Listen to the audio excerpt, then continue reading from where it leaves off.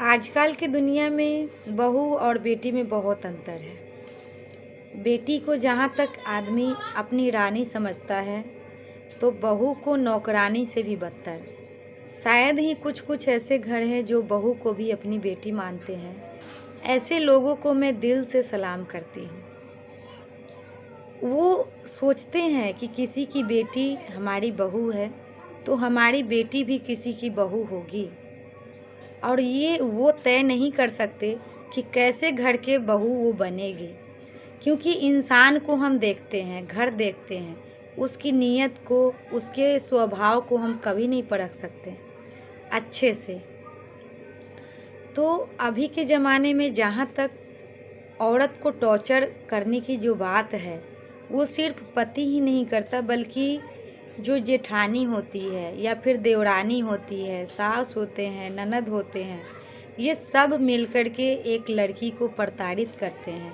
उसे मतलब एक होता है कि इस सिचुएशन तक, इस कंडीशन तक वो पहुंचा देते हैं टॉर्चर कर कर के, कि इंसान ना तो घर लौट सकता है और ना ही उस घर में चैन से रह सकता है।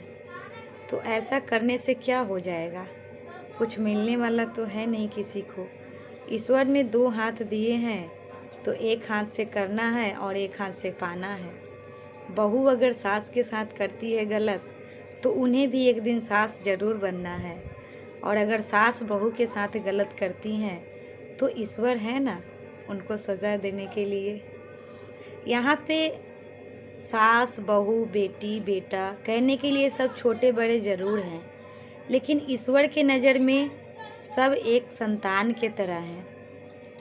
जैसे एक माँ के नज़र में बेटा और बेटी अपने संतान हैं, उन पे अपने ममता का कोई ये नहीं होता कि हम बेटा को ज़्यादा प्यार करें और बेटी को कम प्यार करें, ऐसा बिल्कुल नहीं है। लेकिन सास के नज़र में होता है कि मेरा बेटा है और बहू जो है वो दूसरी की बेटी है। ऐसा नहीं होना चाहिए। बेटा को आपने दूध पिलाया है, पाला पोसा है, तो उससे आपका स्नेह है। लेकिन अगर बहू है, किसी के घर की बेटी आई है, आपने बहू बना के लाया है, तो सिर्फ उसे ममता से, प्रेम से ही जीत सकती हैं। तो किसी को हराना नहीं है हमें, ये धरती है। अगर जीत भी गए तो क्या हम किसी का उखाड़ लेंगे? कुछ नहीं कर सकते।